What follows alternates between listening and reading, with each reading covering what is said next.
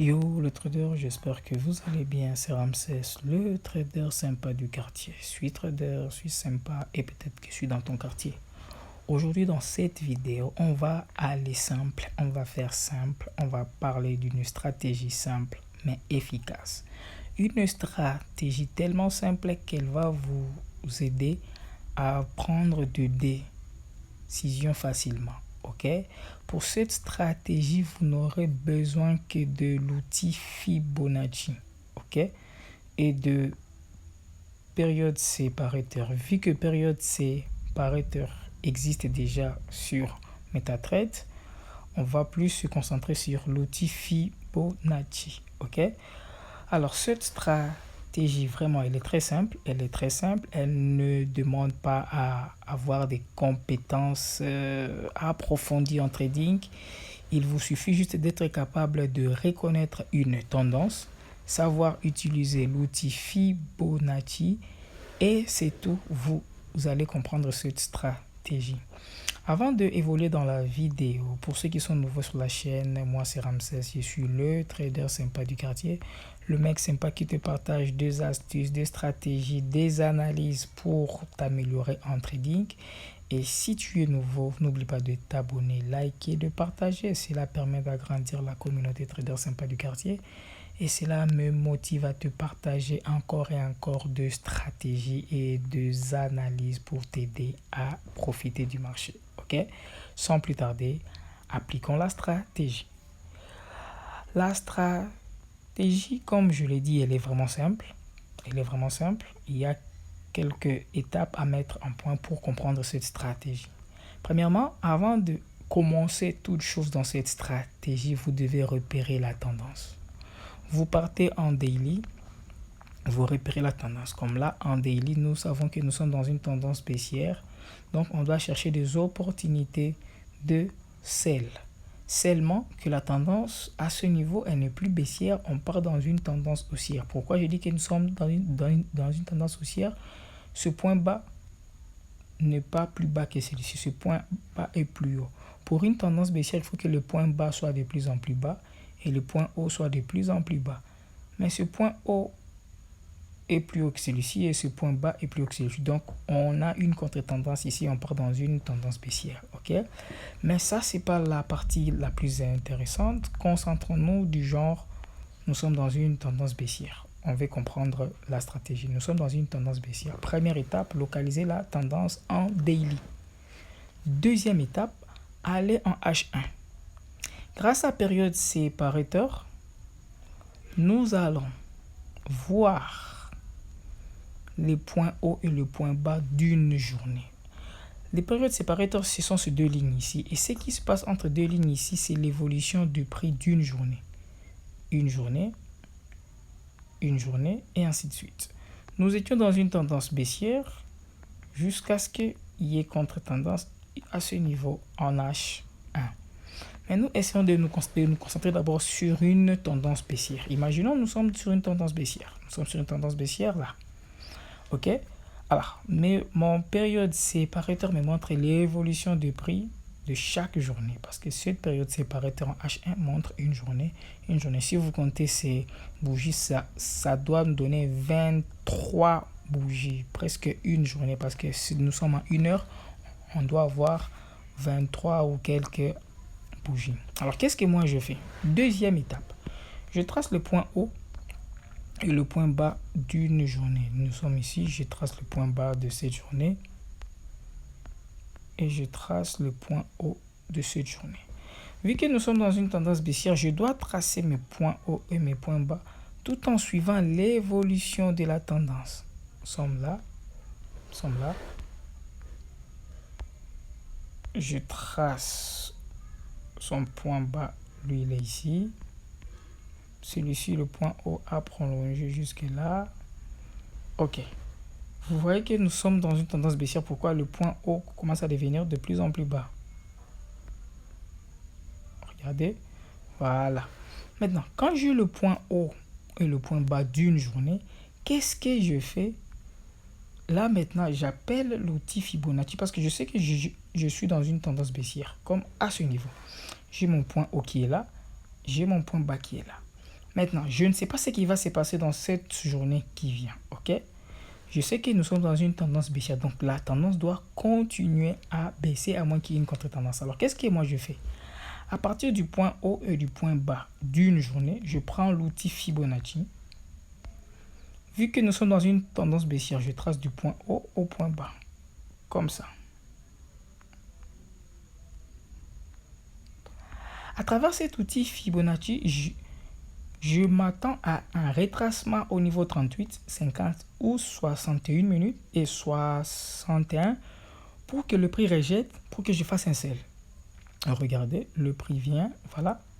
Il est bien revenu. Si je prolonge l'outil Fibonacci, regardez, le prix est bien revenu dans le niveau 50. Il a rejeté. Dès qu'il rejette le niveau 50, il rejette le niveau 38. Je fais mon sell à ce niveau. Je mets mon stop loss au niveau 68. Et qu'est-ce qui se passe?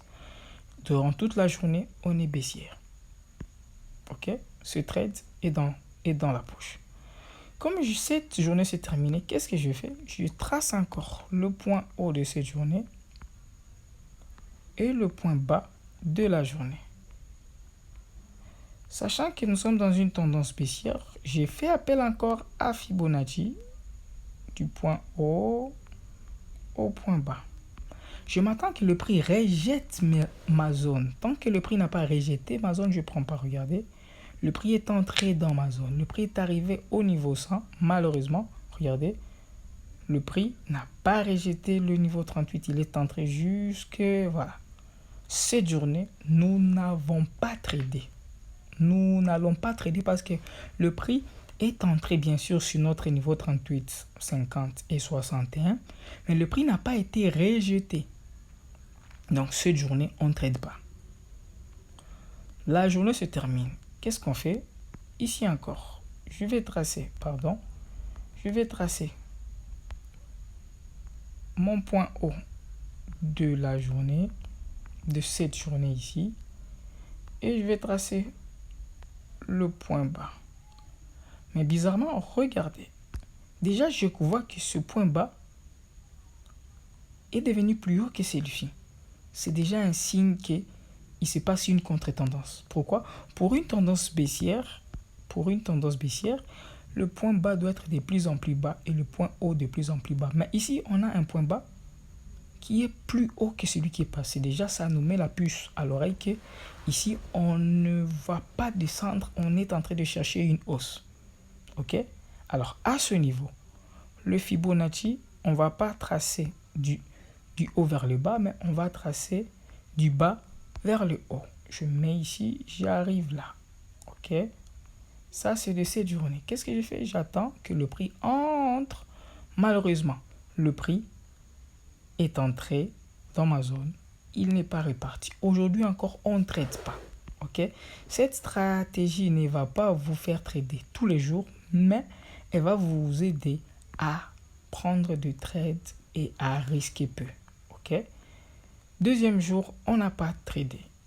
Ici encore, mêmement, je trace mon point haut. Je trace mon point bas. Et là, nous avons toujours la puce à l'oreille qui non, yeah, ça ne va pas parce que ce point bas devrait être plus bas que celle-ci pour que nous confirmions que nous sommes toujours dans une tendance baissière. Ok? Ok. Du coup, on va encore tracer notre Fibonacci du point bas vers le point haut parce que celui-ci, il n'est pas plus bas que celui-ci. Donc, on va vers une contre-tendance. Bizarrement, voilà. Voici ce qui s'est passé. Aujourd'hui encore, on ne trade pas. Et quand il y a une cassure, là, on confirme que voilà, on vient de reprendre notre tendance baissière. Ça, c'est notre point haut. Ça, c'est notre point bas.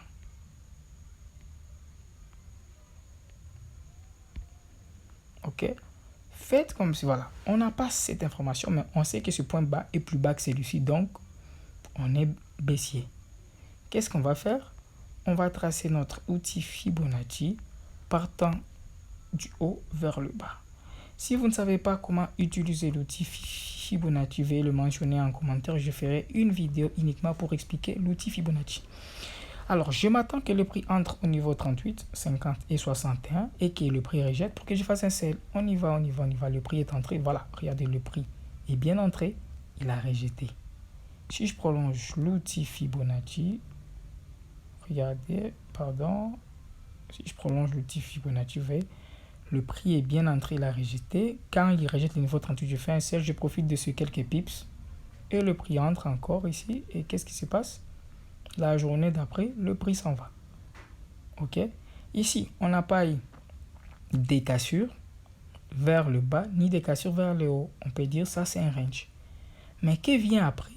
Notre stop loss est au niveau 61 parce que le prix a rejeté 50 et 38. On met le stop loss au niveau 61. Et qu'est-ce qui se passe? Paf! Le prix chute. Ok? Ici encore, le point haut et le point bas. Même chose, sauf qu'à ce niveau, vraiment, faisons comme si nous n'avons pas cette partie. À ce niveau, on va faire la même chose. On met notre Fibonacci du point haut vers le point bas. Mais ici, bizarrement, regardez, on patientait un retracement. Le prix n'est pas venu retracer. Donc, cette journée, on ne trade pas. On laisse le prix s'en va. Et ainsi de suite. Le point haut et le point bas. Avec notre Fibonacci pour voir à quel niveau. Regardez à ce niveau. Le prix est arrivé jusqu'au niveau 100. Ok, pour dire. Pour que nous puissions trader cette partie, il faut que le prix rentre au niveau et rejette. Le prix est revenu au niveau 60. Mais il a rejeté ça vers le haut. Mais nous, depuis le début, nous sommes dans une tendance baissière. On ne va pas prendre ce trade. On laisse et ainsi de suite et ainsi de suite. Vous voyez les gars, la stratégie n'est pas compliquée. Vraiment, elle est très simple. Premièrement, repérer la tendance. Deuxièmement, aller en H1, tracer le point haut et le point bas de la journée passée. Et à travers le point haut et le point bas de la journée passée, vous utilisez l'outil Fibonacci pour voir à quel niveau le prix a retracé. Et si le prix rejette la zone d'or, vous prenez une position. Comme là, nous avons le point haut et le point bas. Ok, imaginons que nous n'avons pas cette partie. Avec le Fibonacci, je trace. Mais bizarrement, il n'y a pas eu de retracement. Je ne vais pas forcer un trade ici. Je dois prendre un trade que quand il y a retracement, je ne force pas le trade, je le laisse. Voilà. Ici, je ne vais pas trader. Ici encore, mon point haut est ici. Mon point haut est ici. Mon point bas est là. Je mets mon outil Fibonacci parce qu'à la base, on est baissier. Je mets mon outil Fibonacci sur le point haut et le point bas. Le prix est revenu. Il a rejeté le niveau 38. Je fais un sell, je prends jusqu'ici. C'est tout. Le prix est reparti encore jusqu'au niveau 100. Mais c'est arrivé au point haut. On laisse. On vient ici. Notre point haut actuel est là. Notre point bas est là. Toujours notre outil Fibonacci. Mais ici, sur ce qui est là, le prix est le point haut et le point bas. On s'attend que le prix revient et rejette. Le prix est revenu, il n'a pas rejeté. Paf, il vient de casser ce point haut. Du coup, on se dit, on n'est plus baissier, on est devenu haussier. Donc, à partir de cette partie, on ne va plus chercher comme ça. On va chercher de retracement du point vers le haut. Pas de retracement, on ne trade pas, on laisse. Voilà. Donc, la stratégie n'est pas compliquée, elle demande juste d'être patient. Vous localisez le point haut et le point bas d'une journée. Après avoir localisé le point haut et le point bas d'une journée, vous utilisez l'outil Fibonacci pour voir à quel niveau il y a un retracement. S'il n'y a pas de retracement, ne forcez pas le trade, ne prenez pas de trade. Cela vous évite de perdre. Tradez que quand il y a retracement. Quand il y a retracement, c'est là que c'est ça le signal pour prendre un trade. Et quand il y a un retracement, patientez que le prix rejette cette zone d'or, 38, 50 et 61. Et n'allez pas en contre-tendance quand le prix n'a pas cassé la structure. Si nous sommes dans une structure baissière, donc que le point bas soit de plus en plus bas et le point haut soit de plus en plus bas. Si nous sommes dans une structure haussière, le point bas sera de plus en plus haut et le point haut sera de plus en plus haut. Voilà, c'est tout pour la vidéo. J'espère que la stratégie t'a plu. J'espère que tu as compris la vidéo. Si c'est le cas, n'oublie pas de liker, de t'abonner, de partager pour permettre à d'autres traders de profiter de la stratégie. Et écris-moi en commentaire tes difficultés en trading et je me ferai un plaisir de te le répondre par une vidéo. On se revoit à très bientôt. C'était Ramsès, le trader sympa du quartier. À très bientôt. Peace.